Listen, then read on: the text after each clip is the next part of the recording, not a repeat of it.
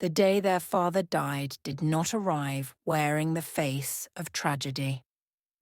The sun rose early and warm, spreading itself gently across the zinc roofs of the compound.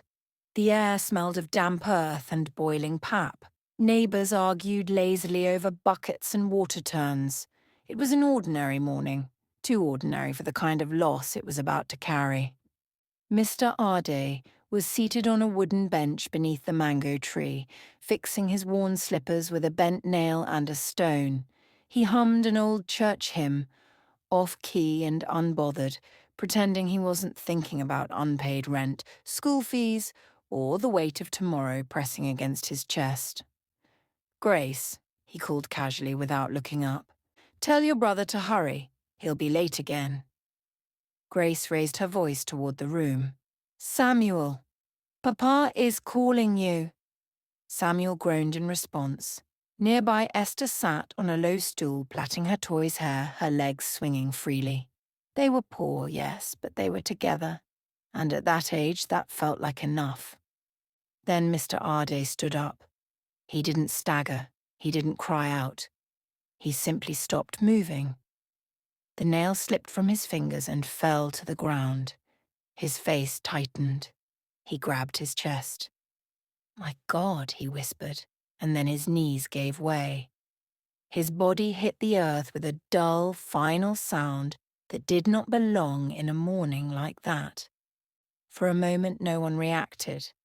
Grace let out a small, nervous laugh. "Papa, stop it! You want to scare us." There was no answer. Mama Grace rushed out of the kitchen, wiping her hands on her wrapper. "What is happening? Why are you shouting?" Then she saw him. The scream that tore out of her did not sound human. It ripped through the compound, through conversations, prayers, and breakfast routines. It was the sound of a woman watching her life collapse in front of her. "Jesus, Jesus! Don't leave me, don't leave us!" Neighbours came running. Someone shouted for water. Another called for a motorcycle. Hands touched Mr. Arde everywhere, checking his pulse, pressing his chest, calling his name like it might pull him back. Grace knelt beside him, shaking him desperately. "Papa, wake up, please. Wake up." His eyes were open, but they were empty. She watched the life leave them, slow and undeniable, like a lamp flickering once before surrendering to darkness. Esther began to cry, confused and afraid. Samuel stood frozen, his school bag sliding off his shoulder, his mouth open, his mind refusing to understand what his eyes were seeing. Mama Grace collapsed beside her husband, clutching his shirt. "You said we would suffer together. You said we would grow old together, you liar. You promised me." No one answered. By the time the motorcycle arrived, it was already too late. By the time they rushed him to the clinic, he was no longer a man, only a body that had once been their father. By evening, their small room was filled with people, neighbours, church members, women crying loudly. But none of the noise entered Grace's ears properly. She sat on the edge of the bed, staring at nothing. Her surroundings felt unfamiliar, like she had been dropped into someone else's life. Mama Grace sat on the floor, rocking back and forth, whispering prayers that had missed their moment. Esther clung to Grace, asking questions that had no answers. Samuel stared at the wall, his tears trapped somewhere deep inside his chest. Grace felt something break inside her. Not dramatically, not with sound. Just a clean, sharp fracture she knew would never heal properly.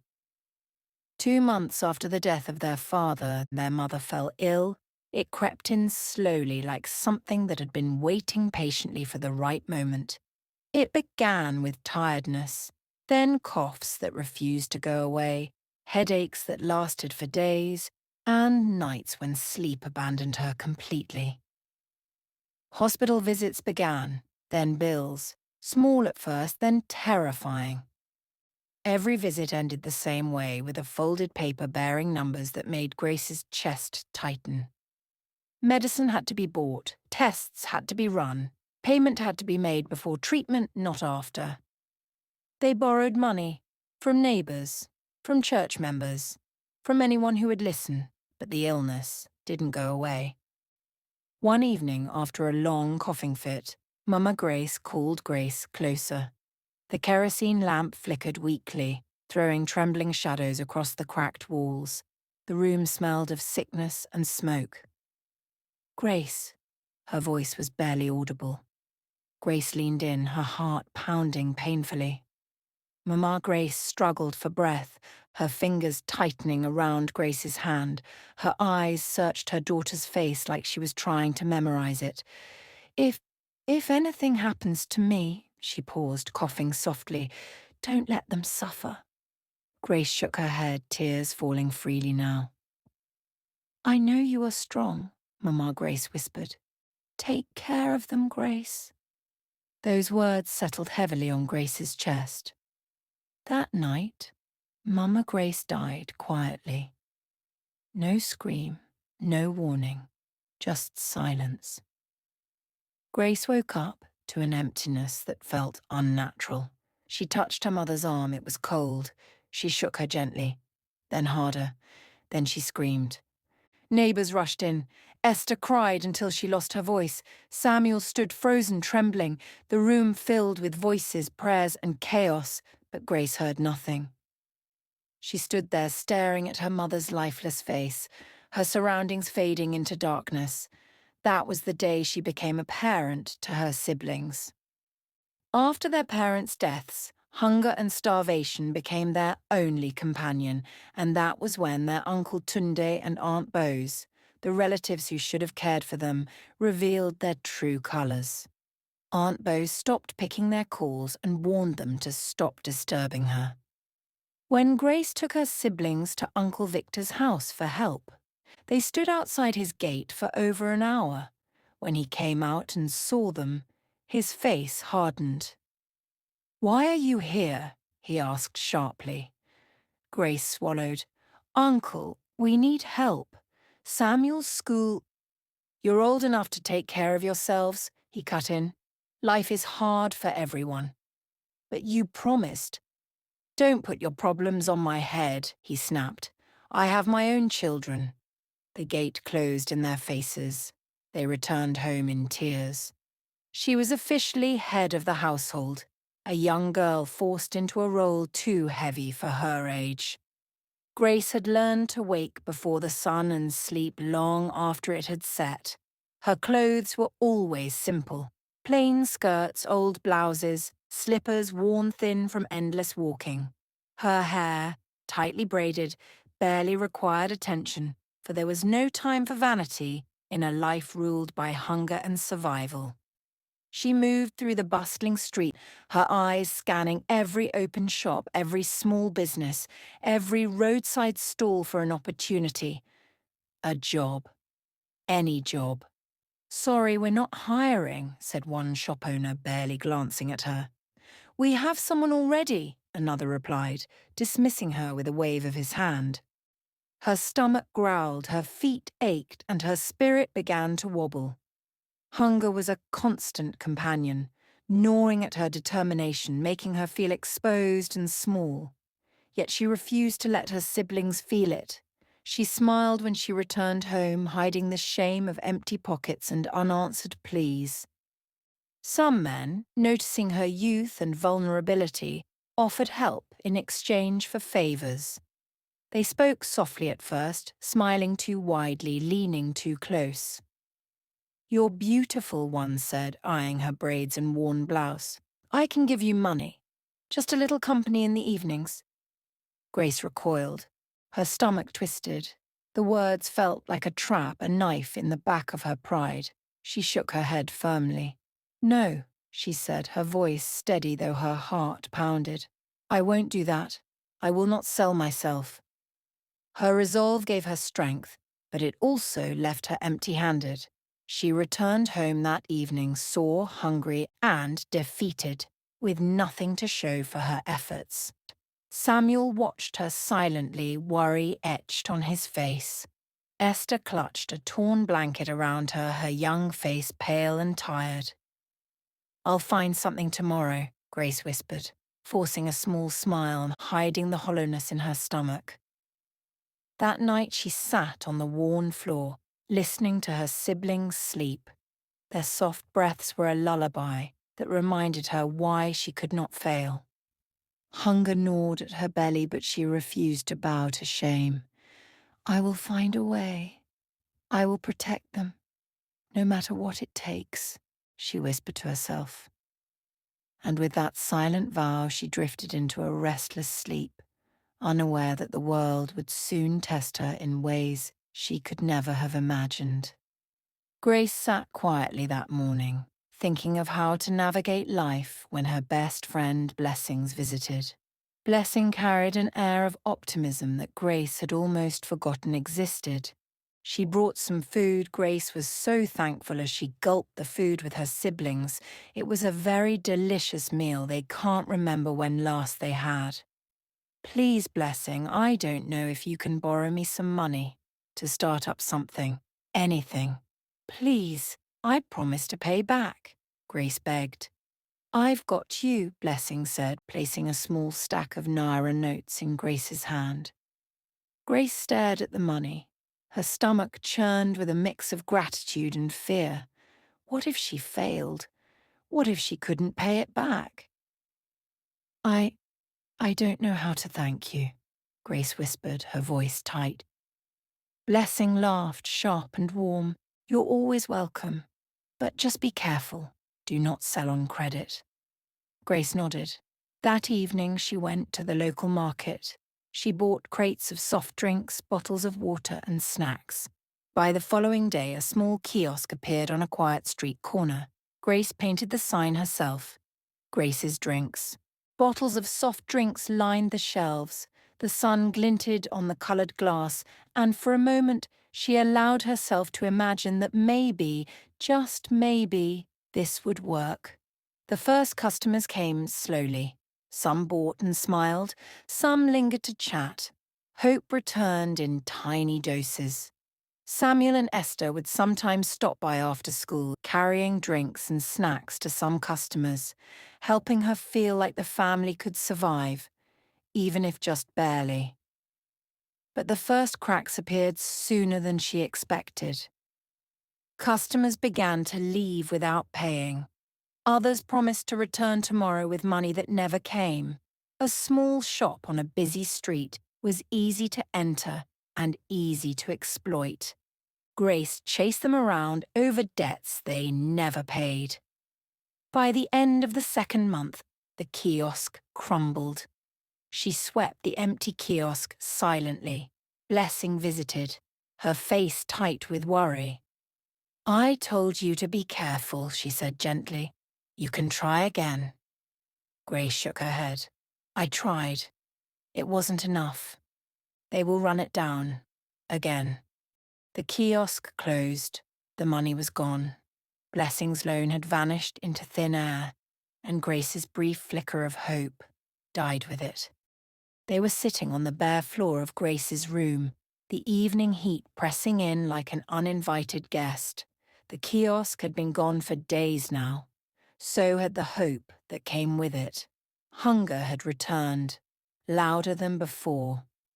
Blessing watched Grace fold and refold the same wrapper, her hands moving even though there was nothing left to arrange.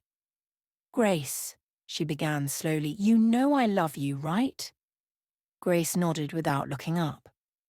You're strong, you're kind, but you're also... Blessing hesitated, then said it, you're beautiful. Grace stiffened. Blessing continued, her voice low. Some girls don't suffer like this, not because they're lucky, but because they use what they have. Grace looked up sharply. Use what? Blessing swallowed. Men pay good money, real money. One night can solve problems that honest work can't touch. The room went silent. Then Grace stood up. Her hands shook, her chest burned. Are you mad? She shouted. Is that what you think of me? Blessing reached for her. I'm not insulting you. I'm being realistic. Realistic? Grace's voice cracked. Tears sprang to her eyes. You want me to sell myself? To lie under strange men for money? She paced the room like a trapped animal. I'd rather starve. I'd rather die poor than do that. Blessing tried to explain. Look at you, young, fine, clean. Do you know how many men would pay just to be with you? Real money. Not this suffering you're killing yourself with. It's not love. It's survival. You close your eyes, collect your money, and move on. Grace laughed bitterly. You think it's that easy? Tears finally spilled over. She dropped to the floor, clutching her chest. That's all I have left, she whispered. My dignity, my innocence. If I lose that too, what will I be? Blessing fell silent. Grace wiped her face angrily. Let them laugh at our poverty. Let hunger follow me. I will not do that, never. She had promised to care for her siblings, but she won't sell herself to do that. That night, Grace prayed harder than she ever had. She begged God to open a door, any door that didn't require her to break herself first. But the door that opened the next day wasn't what she prayed for. The landlord did not knock. He banged. The sound rattled the thin door like a warning shot. Grace's heart jumped as she rushed to open it, already knowing why he had come. The landlord stood with his arms crossed. His face carried no pity, only irritation. Neighbours peeped from their doors, pretending not to watch. Grace, he said coldly, calling her by name as if that made the blows softer. This is the last time I'm coming here. He stretched out a paper. She took it with shaking hands. 2 months' rent, 7 days, he continued. If I come back and there's no money, you and your people will leave this house. I don't want stories. Grace's lips trembled. Please, sir, my younger ones. Just give me small time. He laughed dryly. Everybody has a story. If I listen to all of you, will I eat stories? If you don't pay by Friday, you move out? He turned and walked away. Grace stood there long after he left, the paper crushed in her fist, her ears ringing. 7 days, where would they go? Inside the room, Esther, small and frail, lay curled on the thin mattress, wrapped. Her face was burning with fever, her lips dry and cracked. She whimpered softly, calling their mother's name in her sleep. Grace rushed to her side, pressing a hand to Esther's forehead. Hot, too hot. Her heart dropped. She searched through the nylon bag that held their medicines. Empty blister packs, torn sachets, nothing useful, no money, not even enough for paracetamol. Please don't get worse, Grace murmured, brushing Esther's sweaty hair back, her eyes filling with tears. Please, I will find something. She knew she was lying. At the corner of the room sat Samuel with a fear on his face he tried to hide. Auntie Grace, he said quietly, my exams start on Monday. Her chest tightened. The principal said anybody that hasn't paid will not enter the hall, he added. If I miss it, I'll repeat the class. She nodded slowly, unable to speak. Samuel finally looked at her. Will I write? That was when her strength cracked. She turned away quickly so he wouldn't see her face break apart. She went outside, sat on the bare concrete step and pressed her fists into her mouth to stop herself from screaming. Rent, medication, exam fees, food. Everything needed money, and she had none. That night the room was dark except for a single candle flickering on the floor. Rain tapped softly against the zinc roof. Esther tossed and turned, her breathing shallow. Daniel lay awake, pretending to sleep. Grace sat against the wall, knees pulled to her chest, still wearing the same clothes from morning. Her eyes were swollen, red, empty. She cried silently at first, then the sobs came. Deep, shaking sobs that tore through her chest, muffled only by her hand pressed against her mouth. Tears soaked her skirt as she rocked back and forth, whispering broken prayers into the darkness. God, I'm tired. I'm so tired. She looked at her siblings, their thin bodies, their uncertain futures, and the weight of responsibility crushed her lungs. Oh God, I'm only 19, she whispered. Why does it feel like I'm carrying the whole world? The candle flickered violently, threatening to go out. Grace stared at it, terrified that when the light disappeared, so would her hope. She cried until her eyes burned, until her chest ached, until sleep finally dragged her under, leaving her drenched in tears, surrounded by problems waiting patiently for morning. And somewhere in the silence of that night, the line she had sworn never to cross began to blur. Morning came, but hope did not. Esther's fever had worsened during the night. Her breathing was shallow, her lips dry. Samuel sat on the edge of the bed, silent, his exam card clenched in his hand like a lifeline slipping away. Grace knew she had run out of options. She stepped outside and walked slowly to Blessing's house. Blessing leaned against the doorframe when she saw Grace's swollen eyes. "You've decided?" Blessing asked softly. Grace didn't answer at first. Her throat felt blocked. Finally, she nodded once. "Yes," she whispered. "Just this once." Blessing exhaled. "Okay, I'll arrange it." Those words landed like a slap. Blessing made a call right there, speaking in low tones, pacing the corridor. Grace stood still, feeling like she had left her body behind. "He's a big man," Blessing said after ending the call. "Rich, clean, he'll pay well. Hotel by evening." Grace's stomach turned. Back in her room, she sat on the floor and stared at her hands. "Is this really me?" she thought. She stood up slowly and fetched water. The bathroom was outside, dark and cold, with algae on the walls and a broken door that barely closed. She poured water over herself again and again, scrubbing her skin like she could wash away the decision she had made. Tears mixed with the water. "I'm sorry," she whispered, not knowing who she was apologizing to. God, her parents, herself. She remembered her mother's voice. "Grace, protect them." She remembered her father lifting her as a child, calling her his strong girl. Her chest tightened. After bathing, she wrapped herself in a towel and sat on the bed. Her hands shook as she wore the dress Blessing gave her, short, black, unfamiliar, clinging to her body in ways she had never allowed. She looked at herself in the mirror again. The girl staring back looked older, broken, afraid. "I'm doing this for them," she said out loud, trying to believe it. "Just for them." Evening came. Blessing knocked. "Let's go."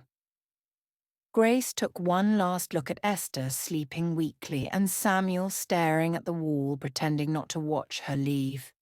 She forced her feet to move. As she stepped out of the compound and into the waiting car, her heart screamed in pain. Grace felt her innocence slip quietly away, not because she wanted to lose it, but because love left her no other choice. Grace sat stiffly in the back of a dark, polished car as it moved through the glowing streets at night. Her mood was hollow, her heart racing, her thoughts scattered, her soul screaming for escape while her body stayed still. The hotel rose before her like another world. Bright lights, glass doors, cold air. Everything about the place reminded her that she did not belong there. The man waiting was Mr. Collins, in his late 50s, clearly wealthy, dressed in a well-tailored senator outfit, gold wristwatch catching the light. He looked calm, almost bored, like this was a routine errand. He barely asked her name. Grace kept her eyes down. Inside the room, the silence was heavy. The bed was large, too large. The walls were cream-coloured, spotless, unforgiving. Grace stood near the edge of the room, her hands shaking, her chest tight. She wanted to run. But she remembered Esther's fevered face, Daniel's exam card, the rent notice folded in her bag. So she stayed. When it was over, Grace lay still, staring at the ceiling, feeling nothing and everything at once. Her body felt empty, like something precious had been taken without asking her heart. A sharp pain reminded her she was bleeding. Her breath caught. Tears slid silently down her temples into her hair as she turned her face away. No comfort came, no words. The man was already standing, adjusting his clothes, counting money with practiced ease. He placed the cash on the table. Grace did not look at it. She dressed slowly, every movement heavy with shame. The mirror reflected a girl she barely recognized, eyes dull, shoulders slumped, spirit bruised. The ride home felt endless. When she entered the compound, dawn was already breaking, the sky pale and quiet, as if the world was innocent of what the night had taken from her. Inside the room, everything was still. Esther slept weakly. Samuel turned in his sleep. Grace went straight to the bathroom. Cold water poured over her body. She scrubbed, hard. Her arms, her legs, her chest, and again, as if she could scrape away the memory, as if she could wash back her innocence. "I'm dirty," she whispered brokenly. "I'm dirty." Tears mixed with the water, her sobs echoing softly off the stained walls. "I did it for them," she whispered, broken. "I did it for them." She scrubbed until her skin burned, until it turned red and raw, until her arms ached and her strength gave out. When Grace finally stepped out, wrapped in her mother's wrapper, she sat on the floor, hugging her knees, shaking not from cold, but from the weight of what that night had cost her. And though the money in her bag would soon save her siblings, a part of Grace had died quietly in that hotel room and would never come back. When day fully break, she walked straight to the landlord's house. He opened the door and smiled the moment he saw the cash and suddenly became friendly. "So you finally got it," he said, collecting the money quickly. Grace nodded. "No, sorry for the pressure. No, how are your siblings? Just money taken. Problem solved." From there, she took Esther to the hospital and got her the required medication. Later that morning, she walked Samuel to school. "I'll do well," he said confidently. "I won't waste this chance." Grace nodded, pride and sadness twisting together inside her. "I know," she replied softly. When Samuel entered the exam hall, Grace stood outside for a long moment, watching students rush in, dreams intact, futures untouched by sacrifice. She turned away quietly. That night, back in their room, Esther slept peacefully for the first time in weeks. Samuel studied late, determined, grateful. Grace sat alone on the floor. She pressed a hand to her chest, feeling the ache she had refused to acknowledge all day. Her body still hurt. Her heart hurt more. But she smiled when her siblings laughed. She cooked. She cleaned. She encouraged. She became strength itself. When tears rose, she swallowed them. When memories flashed, she buried them deep. No one asked how she got the money. And Grace never told. And with time, she changed their life. She rented a better apartment. She provided a comfortable lifestyle for her siblings. By nightfall, Grace became someone else. She learned how to dress differently, how to walk into unfamiliar houses without trembling, how to keep her face calm while her insides screamed. She memorized smiles that meant nothing and practiced silence that protected everyone but herself. She lived 2 lives in one body. One life belonged to her siblings, the responsible sister, the provider, the miracle worker who always found a way. The other life belonged to the shadows. Each time she told herself the same lie. Just one more time, just until things stabilize. But things never stabilized. They only expanded.